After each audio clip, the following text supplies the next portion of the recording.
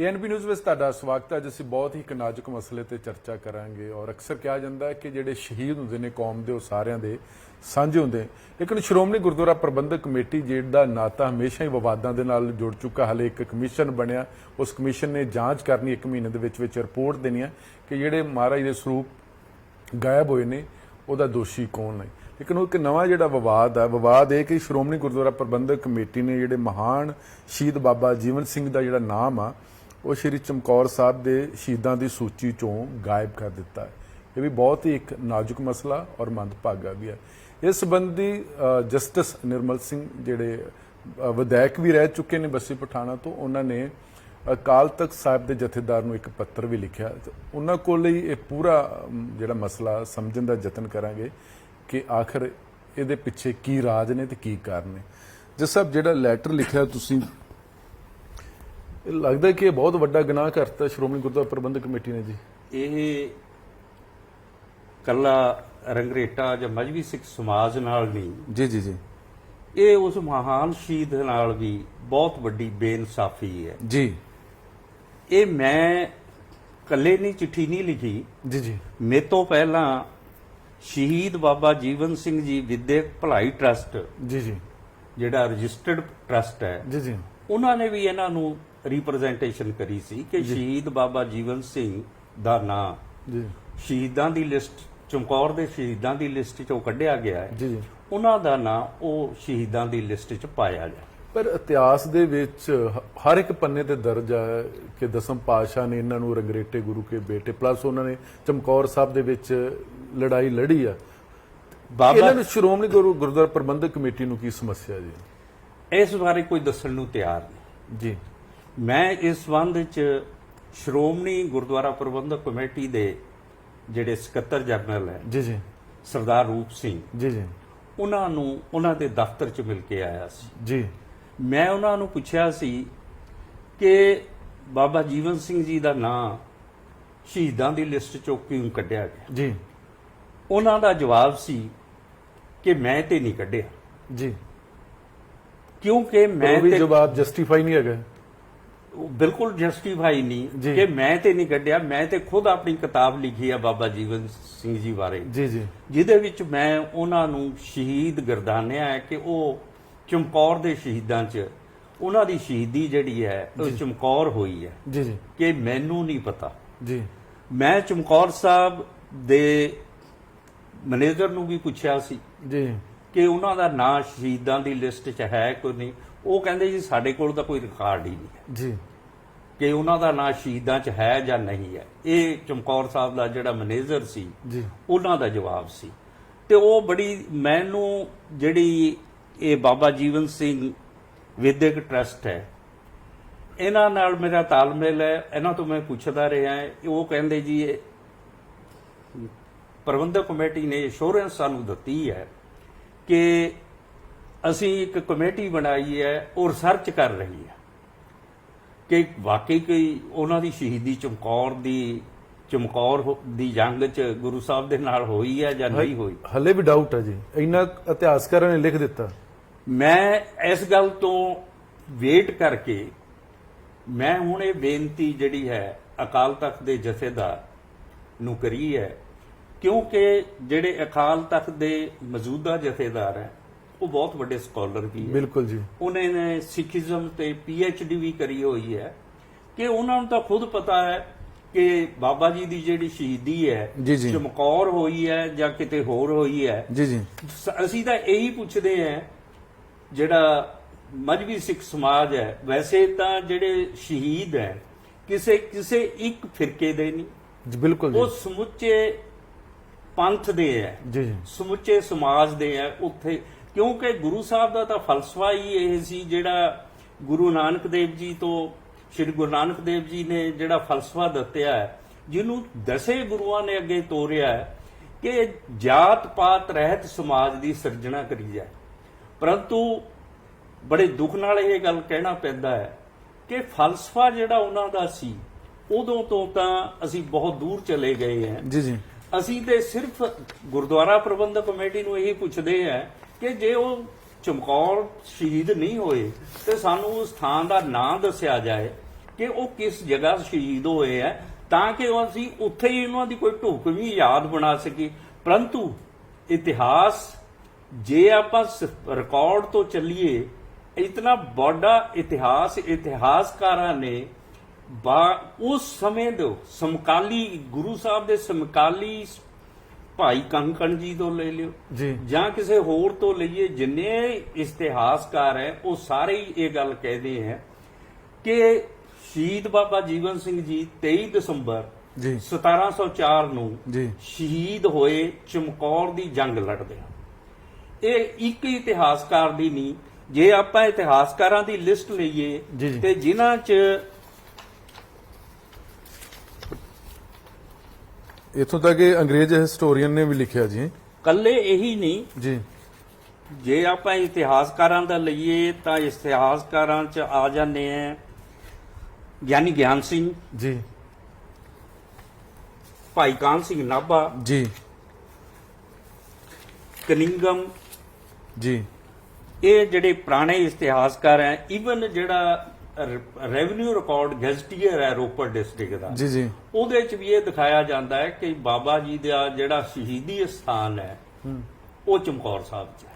ਅੱਛਾ, ਇਸ ਤੋਂ ਪਹਿਲਾਂ ਜਿਹੜੀ ਉੱਥੇ 40 ਸਿੰਘਾਂ ਦੀ ਜਿਹੜੀ ਸੂਚੀ ਸ਼ਹੀਦਾਂ ਦੀ ਕਦੀ ਦੇਖਿਆ ਜਾਂ ਤੁਸੀਂ ਸੁਣਿਆ ਕਿ ਪਹਿਲਾਂ ਸੂਚੀ 'ਚ ਨਾਮ ਦਰਜ ਸੀ? ਮੈਂ ਖੁਦ ਨਹੀਂ ਦੇਖਿਆ, ਮੈਂ ਬਹੁਤ ਸਾਰੇ ਸਾਡੇ ਬਜ਼ੁਰਗਾਂ ਕੋਲੋਂ ਇਹ ਪਤਾ ਕਰਨ ਦੀ ਕੋਸ਼ਿਸ਼ ਕਰੀ ਹੈ ਕਿ ਉੱਥੇ ਚਮਕੌਰ ਸਾਹਿਬ ਦੇ ਗੁਰਦੁਆਰਾ ਸਾਹਿਬ 'ਚ ਉਹ 40 ਸਿੰਘਾਂ ਦੀ ਲਿਸਟ ਲੱਗੀ ਹੋਈ ਹੈ। ਉਹ ਸਾਰੇ ਕਹਿੰਦੇ ਆ ਕਿ ਉੱਥੇ ਲਿਸਟ ਹੁੰਦੀ ਸੀ, ਇੱਕ ਬਣੀ ਹੋਈ ਸੀ ਲਿਸਟ, ਉਹ 40 ਸਿੰਘਾਂ ਦੀ ਲਿਸਟ ਲੱਗੀ ਹੁੰਦੀ ਸੀ। 40 ਸਿੰਘਾਂ ਦੇ ਨਾਂ ਜਿਹੜੇ ਹੈ ਉਹ ਅੱਜ ਕਿਸੇ ਬਹੁਤੇ ਹਿਸਟੋਰੀਅਨ ਨੇ ਉਹਨਾਂ ਸਿੰਘਾਂ ਦੇ ਨਾਂ ਹੀ ਨਹੀਂ ਮੈਂਸ਼ਨ ਕਰੇ, ਪਰੰਤੂ ਬਹੁਤ ਸਾਰਿਆਂ ਨੇ ਹੁਣ ਉਹ ਸਿੰਘਾਂ ਦੀ ਆਇਡੈਂਟੀਟੀ ਉਹਨਾਂ ਬਾਰੇ ਮੈਂ ਇਹ ਦੱਸਣਾ ਚਾਹਾਂਗਾ। ਉਹਨਾਂ 40 ਸਿੰਘਾਂ ਚੋਂ 18 ਸਿੰਘ ਜਿਹੜੇ ਸੀ ਉਹ ਮਜ਼੍ਹਬੀ ਸਿੰਘ ਰੰਗਰੇਟੇ ਸਿੰਘ ਅੱਛਾ, ਸੀ। ਜਿਹੜੇ ਹੁਣ ਸੂਚੀ ਆ ਜਿਹੜਾ ਤੁਹਾਨੂੰ ਕਿ ਉਹਦੇ 'ਚ ਬਾਬਾ ਜੀ ਦਾ ਨਾਮ ਡਿਲੀਟ ਕੀਤਾ ਗਿਆ ਸੂਚੀ 'ਚ, ਜਿਹੜੇ ਬਾਕੀ 18 ਨੇ ਉਹਨਾਂ ਦੇ ਨਾਮ ਦਰਜ ਹੈਗੇ ਸੀ ਸੂਚੀ 'ਚ? ਹਾਂ, ਉਹਨਾਂ ਦੇ 18 ਦੇ ਨਾਮ ਦਰਜ ਹੈ।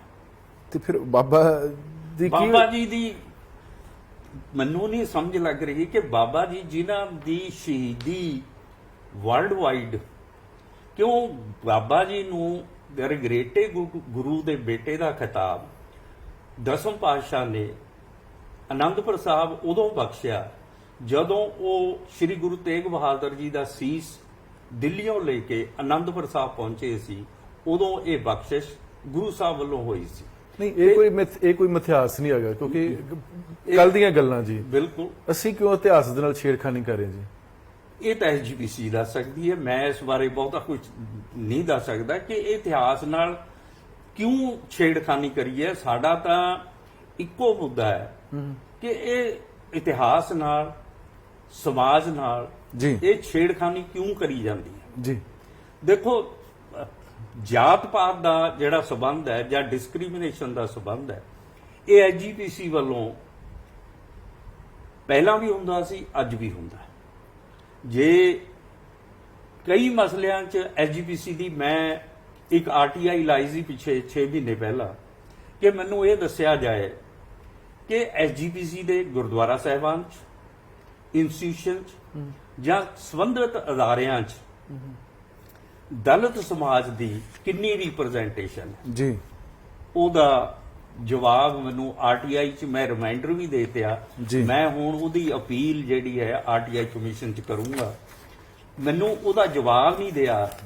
ਇਹ ਜਨਵਰੀ ਫਰਵਰੀ 'ਚ ਮੈਂ ਦਿੱਤੀ ਸੀ ਉਹਨਾਂ ਨੂੰ ਆਰਟੀਆਈ। ਪਰ ਤੁਹਾਨੂੰ ਸਾਰਿਆਂ ਨੂੰ ਜਿਸ ਪਤਾ, ਆਪਾਂ ਨੂੰ ਸਾਰਿਆਂ ਨੂੰ ਕਿ ਸ਼੍ਰੋਮਣੀ ਗੁਰਦੁਆਰਾ ਪ੍ਰਬੰਧਕ ਕਮੇਟੀ ਦਾ ਦਫ਼ਤਰ ਉੱਤੇ ਨੇ, ਜਿੱਥੇ ਕਹਿ ਰਹੇ ਨੇ ਕਿ ਸਰਬੱਤ ਦਾ ਭਲਾ ਤੇ ਇਹ ਇਸ ਗੱਲ ਤੇ ਅੰਦਾਜ਼ਾ ਲਾ ਸਕਦੇ ਹਾਂ ਸਰਬੱਤ ਫਿਰ ਵੀ ਦਾ ਉੱਥੇ ਡਿਸਕ੍ਰਿਮੀਨੇਸ਼ਨ ਹੋ ਰਹੀ ਹੈ ਜੀ। ਡਿਸਕ੍ਰਿਮੀਨੇਸ਼ਨ ਉੱਥੇ ਹੋ ਰਹੀ ਹੈ। ਮੈਂ ਤੇ ਆਪ ਕਹਿੰਦਾ ਵੀ ਡਿਸਕ੍ਰਿਮੀਨੇਸ਼ਨ, ਮੈਂ ਇਹ ਵੀ ਜਵਾਨੀ ਵੀ ਜਦੋਂ ਕਈ ਮਿਲਿਆ ਉਹਨਾਂ ਨੂੰ ਕਿਹਾ ਹੈ ਕਿ ਤੁਸੀਂ ਜਿਹੜੇ ਮੈਨੇਜਰ ਵਗੈਰਾ ਹੈ ਉਹਦੇ ਚ ਮੈਰਿਟ ਕਹਿ ਸਕਦੇ ਹੋ, ਤੁਸੀਂ ਮੈਰਿਟ ਤੇ ਰੱਖਦੇ ਆ, ਜਿਹੜੇ ਸੇਵਾਦਾਰ ਹੈ ਜਾਂ ਸਿਕਿਉਰਿਟੀ ਵਾਲੇ ਹੈ, ਉਹਨਾਂ ਚ ਤਾਂ ਇਹ ਜਿਹੜੇ ਸਾਡੇ ਖਾਸ ਕਰਕੇ ਜਿਹੜੇ ਦਲਿਤ ਸਮਾਜ ਮਜ਼੍ਹਬੀ ਸਿੰਘ ਹੈ, ਇਹ ਜਿੰਨਾ ਸਿਕਿਉਰਿਟੀ ਦਾ ਕੰਮ ਵਧੀਆ ਇਹ ਕਰਦੇ ਆ, ਉਹਨਾਂ ਕੋਈ ਵੀ ਸਮਾਜ 'ਚ, ਕਿਸੇ ਵੀ ਸਮਾਜ 'ਚ ਨਹੀਂ ਇਹ ਵਧੀਆ ਕਰ ਸਕਦਾ। ਪਰ ਉੱਥੇ ਤੇ ਚਾਹੇ ਮੈਨੇਜਰ ਹੈ ਚਾਹੇ ਸਿਕਿਉਰਿਟੀ ਗਾਰਡ ਹੈ, ਉੱਥੇ ਤੇ ਜਾਤ ਪਾਤ ਦਾ ਹੋਣਾ ਹੀ ਚਾਹੀਦਾ, ਚਾਹੇ ਉਹ ਜੱਟ ਹੋ ਚਾਹੇ ਮਜਬੀ ਜਾਂ ਬਾਕੀ ਬਰਾਦਰੀਆਂ ਹੋਣ। ਸਾਨੂੰ ਇਹ ਇੰਨਾ ਹੀ ਜਵਾਬ ਜੇ ਉਹ ਐਸਜੀਪੀਸੀ ਦਾ ਮੈਨੂੰ ਪਤਾ ਹੈ ਕਿ ਜਵਾਬ ਕੀ ਦੇ ਸਕਦੇ ਉਹ ਕਹਿਣਗੇ ਜੀ ਸਾਡੇ ਜਾਤ ਪਾਤ ਹੈ ਹੀ ਨਹੀਂ। ਨਹੀਂ, ਸ਼੍ਰੋਮਣੀ ਕਮੇਟੀ 'ਚ ਸੀਟਾਂ ਤੇ ਰਿਜ਼ਰਵ ਹੈਗੇ ਨੇ ਮੈਂਬਰਾਂ ਦੇ। ਮੈਂ ਉਸੇ ਗੱਲ ਤੇ ਆ ਰਿਹਾ ਹਾਂ ਕਿ ਇਹ ਮੈਨੂੰ ਇਹ ਜਵਾਬ ਦੇਣਗੇ ਜੀ ਕਿ ਅਸੀਂ ਕੋਈ ਡਿਸਕ੍ਰਿਮੀਨੇਸ਼ਨ ਨਹੀਂ, ਅਸੀਂ ਜਾਤ ਪਾਤ ਦੇ ਆਧਾਰ ਤੇ ਨਾ ਰਿਕਰੂਟਮੈਂਟ ਕਰਦੇ ਆ ਨਾ, ਪਰੰਤੂ ਐਸਜੀਪੀਸੀ 'ਚ 117 ਦੇ ਹਾਊਸ 'ਚ 20 ਮੈਂਬਰ ਜਿਹੜੇ ਆ ਉਹ ਰਿਜ਼ਰਵ ਦੇ ਹੈ, ਜਦ ਕਿ ਅੱਜ ਦੀ ਡੇਟ 'ਚ ਪੰਜਾਬ 'ਚ ਜਿਹੜਾ ਸਿੱਖ ਹੈ ਜੀ, ਮਤਲਬ ਦਲਿਤ ਸਮਾਜ ਦਾ ਸਿੱਖ ਹੈ, ਬੈਕਵਰਡ ਕਲਾਸ ਦੇ ਨੂੰ ਛੱਡ ਕੇ 34% ਦਲਿਤ ਸਮਾਜ ਸਿੱਖ ਹੈ। ਜਿਹੜੇ ਸਹੀ ਮਾਇਨਿਆਂ 'ਚ ਸਿੱਖੀ ਜਿਹੜੀ ਹੈ ਉਹ ਦਲਿਤ ਸਮਾਜ 'ਚ ਹੈ। ਬਹੁਤ ਸਾਰੇ ਸਮਾਜ ਤਾਂ ਤੁਸੀਂ ਦੇਖੋਗੇ ਕਿ ਉਹ ਅਸੀਂ ਜਿਹਨਾਂ ਨੂੰ ਕਹਿੰਦੇ ਆ ਪਤਤ ਸਿੱਖ ਤਾਂ ਮਿਲਣਗੇ ਤੁਹਾਨੂੰ, ਤੇ ਸਿੱਖ ਨਹੀਂ ਮਿਲਣਗੇ। ਪਤਤ ਸਿੱਖ ਤੇ ਉਹ ਵੀ ਸ਼੍ਰੋਮਣੀ ਕਮੇਟੀ ਦੇ ਮੈਂਬਰ, ਉਹਨਾਂ ਦੇ ਨਿਆਣੇ ਵੀ ਪਤਤ ਸਿੱਖ ਹੈਗੇ ਜੀ, ਉਹਨਾਂ ਨੂੰ ਫੇਰ ਚੋਣ ਲੜਦੇ ਹੈਗੇ ਨੇ, ਟਿਕਟਾਂ ਦਿੱਤੀਆਂ ਨਹੀਂ। ਇਹ ਉਹ ਜਦੋਂ ਚੋਣ ਲੜਦੇ ਆ, ਜਿਹੜਾ ਕੱਲਾ ਜਿਹਨੇ ਚੋਣ ਲੜਨੀ ਹੈ ਉਹਨੂੰ ਗੁਰਸਿੱਖ ਜਾਂ ਅੰਮ੍ਰਿਤਧਾਰੀ ਸਿੱਖ ਕੰਸੀਡਰ ਕਰਦੇ ਆ, ਬਾਕੀ ਪਰਿਵਾਰ ਨੂੰ ਤਾਂ ਦੇਖਦੇ ਹੀ ਨਹੀਂ। ਇਹ ਉਹਨਾਂ ਦੇ ਹੀ ਚਾਹੀਦਾ ਕਿ ਟਿਕਟ ਉਹਨੂੰ ਮਿਲੇ ਜਿਹਦਾ ਸਾਰਾ ਟੱਬਰ ਕੱਲੀ ਗੁਰੂ ਵਾਲਾ ਹੋਵੇ। ਗੁਰੂ ਨਹੀਂ, ਸਾਡੇ ਜਿਹੜੇ ਸਿੱਖ ਸਮਾਜ ਦੇ ਵੋਟਰ ਹੈ ਉਹਨਾਂ ਨੂੰ ਵੀ ਇਹ ਸੋਚਣਾ ਚਾਹੀਦਾ ਹੈ ਕਿ ਅਸੀਂ ਕਿਸ ਪਰਿਵਾਰ ਨੂੰ ਅੱਗੇ ਲਿਆ ਰਹੇ ਹਾਂ, ਕਿਆ ਉਹਨਾਂ 'ਚ ਸਿੱਖੀ ਜਜ਼ਬਾ ਹੈ। ਜਿਹੜੇ ਤੁਸੀਂ ਦੇਖੇ ਕਿ ਜਿਹੜੀਆਂ ਰਿਜ਼ਰਵ ਸੀਟਾਂ ਹੈਗੀਆਂ, ਮੋਸਟਲੀ ਉਹਨਾਂ 'ਚੋਂ ਜਿਹੜੇ ਵੀ ਮੈਂਬਰ ਹੈ ਰਿਜ਼ਰਵ ਦਲਿਤ ਭਾਈਚਾਰੇ 'ਚੋਂ, ਮੋਸਟਲੀ ਮਜਬੀ ਸਿੱਖ ਭਾਈਚਾਰੇ ਤੋਂ ਹੋਣਗੇ ਜੀ। ਉਹਨਾਂ ਦਾ ਨਹੀਂ ਫਰਜ਼ ਬਣਦਾ ਹੈਗਾ ਕਿ ਬਾਬਾ ਜੀ ਦੀ ਜਿਹੜੀ ਜੀਵਨ ਸਿੰਘ ਦਾ ਉੱਥੇ ਜੇ ਸੂਚੀ 'ਚ ਗਾਇਬ ਕੀਤੀ, ਤੇ ਉਹਨਾਂ ਦਾ ਵੀ ਫਰਜ਼ ਹੈ ਕਿ ਉਹ ਵੀ ਕੋਸ਼ਿਸ਼ ਕਰਨ। ਜੇ ਮੈਂ ਕਹਾਂ ਕਿ ਬਹੁਤ ਸਾਰੇ ਸਾਡੇ ਜਿਹੜੇ ਨੁਮਾਇੰਦੇ ਜਾਂਦੇ ਆ ਐਸਜੀਪੀਸੀ ਚੁਣਦੇ, ਇਹੋ ਜਿਹਿਆਂ ਨੂੰ ਚੁਣਿਆ ਜਾਂਦਾ ਹੈ, ਨਾ ਤਾਂ ਉਹਨਾਂ ਨੂੰ ਇਤਿਹਾਸ ਬਾਰੇ ਪਤਾ ਹੈ, ਨਾ ਉਹ ਆਪਣੇ ਸਮਾਜ ਦੀ ਗੱਲ ਕਰਦੇ। ਇਹ ਨੁਮਾਇੰਦੇ ਬਣਦੇ ਆ ਪਾਰਟੀਆਂ ਦੇ ਜੀ, ਸਮਾਜ ਦੇ ਨੁਮਾਇੰਦੇ ਨਹੀਂ ਬਣਦੇ। ਉੱਥੇ ਜਾ ਕੇ ਸਮਾਜ ਦੀ ਗੱਲ, ਜੇ 20 ਮੈਂਬਰ ਵੀ ਹੈ ਉਹ ਕਮ ਤੇ ਕਮ, ਮੈਂ ਤਾਂ ਇਹ ਵੀ ਉਹਨਾਂ ਨੂੰ ਕਈ ਵਾਰ ਕਈ ਜਿਹੜੇ ਮੇਰੇ ਸੰਪਰਕ 'ਚ ਮੈਂਬਰ ਹੈ ਉਹਨਾਂ ਨੂੰ ਇਹ ਗੱਲ ਕਹੀ ਹੈ ਕਿ ਤੁਸੀਂ ਜੇ ਆਪਣੇ ਪਰਿਵਾਰਾਂ 'ਚੋਂ ਰਿਸ਼ਤੇਦਾਰਾਂ 'ਚੋਂ ਹੀ ਤੁਸੀਂ ਕਿਸੇ ਨੂੰ ਨੌਕਰੀ ਦਵਾਉਂਦੇ ਆ, ਉੱਥੇ ਗੁਰੂ ਘਰ 'ਚ ਉਹ ਸੇਵਾ ਵੀ ਕਰਦਾ ਹੈ, ਉਹ ਪਰਿਵਾਰ ਦਾ ਭਲਾ ਹੋਊਗਾ, ਫਾਈਨੈਂਸ਼ੀਅਲੀ ਵੀ ਉਹ ਪਰਿਵਾਰ ਐਜੂਕੇਸ਼ਨ ਆਊਗੀ। ਮੈਂ ਤਾਂ ਕਹਿੰਦਾ ਕਿ ਜਿਹੜਾ ਸਮਾਜ ਦਾ ਨਹੀਂ, ਤੁਸੀਂ ਕੌਮ ਦੀ ਗੱਲ ਕਿਉਂ ਕਰਦੇ ਹੋ? ਬਾਬਾ ਜੀਵਨ ਸਿੰਘ ਉਹ ਸਮਾਜ ਦਾ ਨਹੀਂ, ਉਹ ਕੌਮ ਦੇ ਨੇ, ਕੌਮ ਦੇ ਨੇ, ਉਹ ਸਿੱਖ ਕੌਮ ਦੇ ਸ਼ਹੀਦ ਸੀ ਜੀ ਬਾਬਾ ਜੀਵਨ ਸਿੰਘ। ਮੈਂ ਤੇ ਇਹ ਉਹਦੇ ਕਰਕੇ ਤੇ ਇਹ ਵਾਲੀ ਜ਼ਿੰਮੇਵਾਰੀ ਕਿਉਂ ਨਹੀਂ ਨਿਭਾ ਰਹੇ ਜੀ? ਇਹ ਪਹਿਲਾਂ ਹੀ ਕਿਹਾ ਹੈ ਕਿ ਬਾਬਾ ਜੀਵਨ ਸਿੰਘ ਕਿਸੇ ਇੱਕ ਸਮਾਜ, ਇੱਕ ਸ਼੍ਰੇਣੀ ਦੇ ਨਹੀਂ, ਉਹ ਸਾਰੀ ਸਿੱਖ ਪੰਥ, ਸਿੱਖ ਕੌਮ ਦੇ ਸ਼ਹੀਦ ਹੈ। ਪਰੰਤੂ ਇਹ ਸ਼ਹੀਦਾਂ ਨਾਲ ਵਖਰੇਵਾਂ ਸਾਡੇ, ਤੁਸੀਂ ਪੁਰਾਣੀ ਸ਼ਹੀਦਾਂ ਦੀ ਗੱਲ ਛੱਡੋ, ਅੱਜ ਵੀ ਵਿਤਕਰਾ ਜਿਹੜਾ ਹੈ ਸਾਡਾ, ਗੁਰੂ ਘਰ 'ਚ ਜਿਹੜੇ ਮਿਊਜ਼ੀਅਮ ਬਣੇ ਹੋਏ ਐਸਜੀਪੀਸੀ 'ਚ, ਉਹਨਾਂ 'ਚ ਫੋਟੋ ਲਾਉਣ ਤੱਕ ਤਾਂ ਡਿਸਕ੍ਰਿਮੀਨੇਸ਼ਨ ਹੋ ਜਾਂਦਾ। ਇਹ ਮੇਰੀ ਪਰਸਨਲ ਗੱਲ ਹੈ ਕਿ ਮੇਰੇ ਧਰਮ ਪਤਨੀ ਹੈ, ਉਹਨਾਂ ਦੇ ਪਿਤਾ ਜੀ, ਜਿੰਨੀ ਕੁਰਬਾਨੀ ਉਹਨਾਂ ਨੇ ਸਿੱਖ ਪੰਥ 'ਚ, ਸਰਦਾਰ ਧਰਨਾ ਸਿੰਘ ਗੁਲਸ਼ਨ ਜੀ, ਤੇ ਜਿੰਨੀ ਕੁਰਬਾਨੀ ਉਹਨਾਂ ਦੀ ਹੈ, ਜਿੰਨੀ ਕੰਟਰੀਬਿਊਸ਼ਨ ਸਿੱਖ ਪੰਥ 'ਚ ਹੈ, ਕਈ ਚੀਜ਼ਾਂ ਦਾ ਸਾਨੂੰ ਵੀ ਨਹੀਂ ਸੀ ਪਤਾ ਕਿ ਉਹ ਐਸਜੀਪੀਸੀ ਦੇ ਮੈਂਬਰ ਵੀ ਰਹੇ। ਉਹ ਪੰਜਾਬੀ ਸੂਬਾ ਜਿਹੜਾ, ਜਿਸ ਪੰਜਾਬੀ ਸੂਬੇ ਦਾ ਅਸੀਂ ਆਨੰਦ ਮਾਣਿਆ, ਬਹੁਤ ਚੀਫ ਮਿਨਿਸਟਰੀਆਂ ਲਈਆਂ, ਤੇ ਉਸ ਪਾਰਲੀਮੈਂਟਰੀ ਕਮੇਟੀ ਦੀ ਰਿਕਮੈਂਡੇਸ਼ਨ 'ਚ ਉਹ ਮੈਂਬਰ ਰਹੇ। ਤੇ ਜਿੰਨੀਆਂ ਆਜ਼ਾਦੀ ਤੋਂ ਪਹਿਲਾਂ ਉਹਨਾਂ ਨੇ ਘਾਲਣਾ, ਬਾਬਾ ਖੜਕ ਸਿੰਘ ਨਾਲ ਜੇਲ੍ਹ ਕੱਟੀ, ਮਾਸਟਰ ਤਾਰਾ ਸਿੰਘ ਨਾਲ ਜੇਲ੍ਹ ਕੱਟੀ, ਪਰ ਉਹਨਾਂ ਦੀ ਜਿਹੜੀ ਫੋਟੋਗ੍ਰਾਫ ਹੈ ਉਹ ਪੋਰਟਰੇਟ ਬਣਾ ਕੇ ਰੱਖਿਆ ਹੋਇਆ, ਐਗਜ਼ੈਕਟਿਵ ਨੇ ਪਾਸ ਰੱਖਿਆ ਹੋਇਆ, ਪਰੰਤੂ ਉੱਪਰੋਂ ਨਹੀਂ ਹੁਕਮ ਮਿਲਦੇ। ਉਹ ਪਤਾ ਨਹੀਂ, ਸਾਨੂੰ ਉਦੋਂ ਵੀ ਨਹੀਂ ਪਤਾ ਲੱਗਿਆ। ਉਹ ਉੱਪਰ ਵਾਲਿਆਂ ਦੇ ਨਾਲ ਤੁਹਾਡੇ ਵੀ ਬੜੇ ਵਧੀਆ ਰਿਸ਼ਤੇ ਰਹੇ ਹੈਗੇ। ਹਾਂਜੀ, ਉੱਪਰ ਵਾਲਿਆਂ ਨੇ ਤੁਹਾਡੇ ਵੀ ਬੜੇ ਵਧੀਆ ਰਿਸ਼ਤੇ ਰਹੇ ਹੈਗੇ। ਅੱਛਾ, ਮੇਰਾ ਸਵਾਲ ਹੈ ਕਿ ਤੁਹਾਨੂੰ ਲੱਗਦਾ ਨਹੀਂ ਜਦੋਂ ਇਦਾਂ ਦਾ ਜਿਹੜਾ ਦਲਿਤ ਭਾਈਚਾਰੇ ਨੂੰ, ਅਗਰ ਤੁਸੀਂ ਸ਼੍ਰੋਮਣੀ ਗੁਰਦੁਆਰਾ ਪ੍ਰਬੰਧਕ ਕਮੇਟੀ ਜਾਂ ਜਿਹੜੇ ਸ਼ਹੀਦ ਨੇ ਉਹਨਾਂ ਨੂੰ ਤੁਸੀਂ ਨਜ਼ਰਅੰਦਾਜ਼ ਕਰੋਗੇ, ਤੇ ਪੰਜਾਬ ਦੇ ਵਿੱਚ ਫਿਰ ਡੇਰਾਵਾਦ ਇਸੇ ਕਰਕੇ ਵੱਧਿਆ। ਜਿਹੜਾ ਦਲਿਤ ਭਾਈਚਾਰਾ ਉਹ ਕਿਉਂ ਡੇਰਿਆਂ 'ਚ ਗਿਆ, ਇਹ ਵਜ੍ਹਾ ਹੈ ਤੁਹਾਨੂੰ ਮੰਨਦੇ ਜੇ? ਮੈਂ ਡੇਰਾਵਾਦ ਦਾ ਫੈਲਣ ਦਾ ਸਭ ਤੋਂ ਵੱਡਾ ਜ਼ਿੰਮੇਵਾਰ ਐਜੀਪੀਸੀ ਨੂੰ ਸਮਝਦਾ ਹੈ।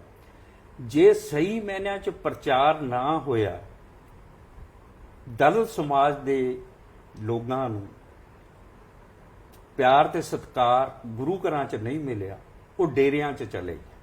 ਉਹਨਾਂ ਨੂੰ ਹਰ ਤਰ੍ਹਾਂ ਦੀ ਸਹੂਲਤ ਡੇਰਿਆਂ 'ਚੋਂ ਮਿਲੀ, ਉੱਥੇ ਪਿਆਰ ਤੇ ਸਤਿਕਾਰ, ਮਾਣ, ਇੱਜ਼ਤ ਮਿਲਿਆ, ਇਸ ਕਰਕੇ ਉਹ ਡੇਰਾਵਾਦ ਫੈਲਿਆ। ਅਦਰਵਾਈਜ਼ ਭਾਵੇਂ ਉਹ ਡੇਰੇ ਜਿਹੜੇ ਹੈ ਉਹ ਸਿੱਖ ਧਰਮ ਦੇ ਵਿੱਚੋਂ ਨਿਕਲੇ ਹੈ, ਪਰੰਤੂ ਉਹਨਾਂ ਨੇ ਗੁਰੂਡਮ ਬਣਾਇਆ ਹੈ। ਉਹ ਆਪਣੇ ਆਪ ਨੂੰ ਗੁਰੂ ਸਮਝਦੇ ਹੈ, ਜਿਹੜਾ ਉਹਨਾਂ ਦਾ ਹੈੱਡ ਬਣਦਾ ਉਹ ਆਪਣੇ ਆਪ ਨੂੰ ਗੁਰੂ, ਜਦ ਕਿ ਅਸੀਂ ਸ੍ਰੀ ਗੁਰੂ ਗ੍ਰੰਥ ਸਾਹਿਬ ਨੂੰ ਇੱਕ ਜਿੰਦਾ ਗੁਰੂ ਦਾ ਖਿਤਾਬ ਜਿਹੜਾ ਹੈ ਉਹ ਕੋਰਟ ਵੱਲੋਂ ਵੀ ਮਿਲਿਆ ਹੋਇਆ ਹੈ। ਅਸੀਂ ਉਹਨਾਂ ਨੂੰ ਜਿੰਦਾ ਗੁਰੂ ਮੰਨਦੇ ਹਾਂ। ਤੇ ਅੱਜ ਡੇਰਾ, ਜਿੰਨੇ ਡੇਰੇ ਖੁੱਲੇ ਹੋਏ ਆ, ਇਹ ਸਭ ਦਾ ਕਾਰਨ ਸਾਡੇ ਸਮਾਜ 'ਚ, ਸਾਡੀ ਕੌਮ 'ਚ ਇਹ ਵਿਤਕਰਿਆਂ ਕਾਰਨ ਕਰਕੇ। ਹੁਣ ਤੁਸੀਂ ਹੋਰ ਦੇਖੋ, ਪਿੰਡਾਂ 'ਚ 2-2 3-3 ਗੁਰਦੁਆਰੇ, ਮੜੀਆਂ ਵੀ ਵੱਖਰੀਆਂ ਜੀ, ਮੜੀਆਂ ਵੱਖਰੀਆਂ। ਕਦੀ ਐਸਜੀਪੀਸੀ ਨੇ ਇਸ ਬਾਰੇ ਕਦੀ ਸੋਚਿਆ ਕਿ ਅਸੀਂ ਇਹ ਪਾਬੰਦੀ ਲਾਈਏ ਕਿ ਵੀ ਇੱਕ ਪਿੰਡ 'ਚ ਇੱਕ ਤੋਂ ਜ਼ਿਆਦਾ ਗੁਰਦੁਆਰਾ, ਕੋਈ ਵੱਡਾ ਪਿੰਡ ਹੈ, ਹਾਲਾਤ ਦੇ ਮੁਤਾਬਕ, ਸੁਵਿਧਾ ਦੇ ਮੁਤਾਬਕ ਉੱਥੇ ਤੁਸੀਂ 2 ਗੁਰਦੁਆਰੇ ਬਣਾ ਲਓ, ਪਰ ਹਰ ਸਮਾਜ ਦਾ ਇੱਕ ਗੁਰਦੁਆਰਾ ਇੱਕ ਪਿੰਡ 'ਚ ਹੋਣਾ ਚਾਹੀਦਾ। ਜੇ 5 ਗੁਰਦੁਆਰੇ ਵੀ ਬਣਦੇ ਆ, ਉਹ 5 ਗੁਰਦੁਆਰੇ ਸਾਂਝੇ ਹੋਣੇ ਚਾਹੀਦੇ। ਇਹ ਨਹੀਂ ਕਿ ਜੀ ਇਹ ਮਜਬੀਆਂ ਦਾ ਗੁਰਦੁਆਰਾ ਜੀ, ਇਹ ਰਮਦਾਸੀਆਂ ਦਾ ਗੁਰਦੁਆਰਾ ਜੀ, ਇਹ ਜੱਟਾਂ ਦਾ ਗੁਰਦੁਆਰਾ। ਇਹ ਜਦੋਂ ਅਸੀਂ ਇਹ ਵੰਡੀਆਂ ਪਾਈਆਂ, ਫਿਰ ਅਸੀਂ ਸਿੱਖ ਧਰਮ ਨੂੰ ਕਿੱਥੇ ਮੰਨਦੇ? ਹੈ ਹੀ ਸਰ ਕਿ ਅਸੀਂ ਬਾਬੇ ਨੂੰ ਮੰਨਦੇ, ਬਾਬੇ ਦੀ ਬਾਣੀ ਨੂੰ ਨਹੀਂ ਮੰਨਦੇ, ਬਾਬੇ ਦੀ ਬਾਣੀ ਨੂੰ ਨਹੀਂ ਮੰਨਦੇ। ਪਰ ਮੇਰੇ ਇਹ ਕਿ ਹੁਣ ਤੁਸੀਂ ਇਸ ਮਸਲੇ ਅਕਾਲ ਤਖਤ ਸਾਹਿਬ ਦੇ ਜਥੇਦਾਰ ਨੂੰ ਜਿਹੜਾ ਪੱਤਰ ਲਿਖਿਆ ਜਾਂ ਸ਼੍ਰੋਮਣੀ ਗੁਰਦੁਆਰਾ ਪ੍ਰਬੰਧਕ ਕਮੇਟੀ ਦੇ ਪ੍ਰਧਾਨ ਨਾਲ ਗੱਲ ਕੀਤੀ, ਕੁਝ ਰਿਸਪੌਂਸ ਮਿਲਿਆ ਜੀ? ਹਾਲੇ ਤੱਕ ਮੈਨੂੰ ਕੋਈ ਰਿਸਪੌਂਸ ਨਹੀਂ ਮਿਲਿਆ ਇਸ ਬਾਰੇ। ਜਥੇਦਾਰ ਸਾਹਿਬ ਤੋਂ ਉਮੀਦ ਹੈਗੀ, ਜਦੋਂ ਇੱਕ ਬਹੁਤ ਵਧੀਆ ਸਕਾਲਰ ਨੇ, ਫੈਸਲੇ ਵੀ ਲੈ ਸਕਦੇ। ਮੈਨੂੰ ਉਮੀਦ ਹੈ ਕਿ ਮੇਰੇ ਲੈਟਰ ਨੂੰ ਦੇਖ ਕੇ, ਮੇਰੇ ਪੱਤਰ ਨੂੰ ਦੇਖ ਕੇ ਉਹ ਐਗਜ਼ਾਮਨ ਜ਼ਰੂਰ ਕਰਨਗੇ ਤੇ ਐਸਜੀਪੀਸੀ ਨੂੰ ਮੇਰਾ ਖਿਆਲ ਹੈ ਵੀ ਉਹ ਡਾਇਰੈਕਟ ਵੀ ਕਰਨਗੇ। ਜੇ ਜਥੇਦਾਰ ਵੀ ਇਸ ਗੱਲ ਨੂੰ, ਕਿਉਂ ਉਹ ਸਕਾਲਰ ਹੋਣ ਦੇ ਨਾਤੇ ਉਹ ਖੁਦ ਹੀ ਐਗਜ਼ਾਮਿਨ ਕਰ ਸਕਦੇ ਹੈ ਵੀ ਕਿੱਥੇ ਸ਼ਹੀਦ ਹੋਏ ਆ, ਉਹਨਾਂ ਨੂੰ ਤਾਂ ਖੁਦ ਪਤਾ ਹੈ। ਇਹ ਸਾਜ਼ਿਸ਼ ਹੈ ਕਿ ਕੋਈ ਭੋਲਾ ਜੀ? ਮੈਨੂੰ ਤੇ ਸਾਜ਼ਿਸ਼ ਲੱਗਦੀ ਹੈ। ਇਤਿਹਾਸ ਚੋਂ ਮਨਫੀ ਕੀਤਾ ਜਾ ਸਕਦਾ ਬਾਬੇ ਨੂੰ ਸਾਜ਼ਿਸ਼ ਦੇ ਤਹਿਤ ਜੀ? ਇੱਕ ਤੇ ਮੈਨੂੰ ਇਹ ਲੱਗਦਾ ਹੈ ਕਿ ਸਾਡੇ ਸਮਾਜ 'ਚ ਜਿਹੜਾ ਸਾਡਾ, ਉਹਦੇ 'ਚ ਵਿਤਕਰੇ ਪਾਉਣ ਦੀ ਕੋਸ਼ਿਸ਼ ਹੈ, ਇਹਨਾਂ ਨੂੰ ਇਗਨੋਰ ਕਰਨ ਦੀ ਕੋਸ਼ਿਸ਼ ਹੈ। ਕਈ ਡੇਰੇ ਇਹ ਜਿਹੇ, ਮੈਂ ਇੱਕ ਗੱਲ ਦੱਸਣੀ ਜ਼ਰੂਰੀ ਹੈ। ਤੁਸੀਂ ਕਹਿੰਦੇ ਆ ਨਾ, ਹਲੇ ਵੀ ਸਾਡੇ ਡੇਰੇ, ਗੁਰੂ ਗ੍ਰੰਥ ਸਾਹਿਬ ਦਾ ਪ੍ਰਕਾਸ਼ ਹੈ, ਗੁਰੂ ਗ੍ਰੰਥ ਸਾਹਿਬ ਦਾ ਪ੍ਰਕਾਸ਼ ਹੋਇਆ ਵਾ, ਜਾਤ ਪਾਤ ਦਾ ਇੰਨਾ ਬੋਲਬਾਲਾ ਹੈ ਕਿ ਉੱਥੇ ਹਲੇ ਵੀ ਲੰਗਰ ਜਿਹੜਾ ਹੈ ਉਹ ਸੈਪਰੇਟ ਬਣਾਇਆ ਜਾਂਦਾ, ਉਹਨਾਂ ਵਾਸਤੇ ਉੱਥੇ ਛਕਾਇਆ ਜਾਂਦਾ। ਕਿ ਇਹ ਐਸਜੀਪੀਸੀ ਦੀ ਜ਼ਿੰਮੇਵਾਰੀ ਨਹੀਂ ਬਣਦੀ ਕਿ ਉਹਨਾਂ ਗੁਰਦੁਆਰਿਆਂ 'ਚ ਉਹਨਾਂ ਦੇ ਖਿਲਾਫ ਕੋਈ ਹੁਕਮਨਾਮਾ ਇਸ਼ੂ ਹੋਏ ਅਕਾਲ ਤਖਤ ਸਾਹਿਬ ਦੇ ਜਥੇਦਾਰ ਵੱਲੋਂ? ਇੱਕ ਡੇਰਾ ਤਾਂ ਮੇਰੇ ਨੋਟਿਸ 'ਚ ਵੀ ਹੈ, ਪੁੱਚੋ ਜਿਹੜਾ ਹੈ ਮਾਨਸੇ 'ਚ ਰੋਮੀ ਵਾਲੇ ਦਾ ਡੇਰਾ ਹੈ, ਉਹ ਰੋਮੀ ਵਾਲੇ ਦੇ ਡੇਰੇ ਦੀ ਮੈਨੂੰ ਨਹੀਂ ਸੀ ਪਤਾ ਕਿ ਉੱਥੋਂ ਦਾ ਐਮਐਲਏ ਦਰਸ਼ਨ ਸਿੰਘ ਕੋਟਪੱਤਾ, ਉਹਨੇ ਅਸੈਂਬਲੀ 'ਚ ਕਿਹਾ ਕਿ ਜੀ ਉੱਥੇ ਉਹਦੇ ਨਾਲ ਵਿਤਕਰਾ ਹੋਇਆ। ਜੇ ਇੱਕ ਐਮਐਲਏ ਨਾਲ ਵਿਤਕਰਾ ਹੋ ਸਕਦਾ ਤੇ ਆਮ ਮਜਬੀ ਨਾਲ ਜਾਂ ਦਲਿਤ ਸਮਾਜ ਨਾਲ।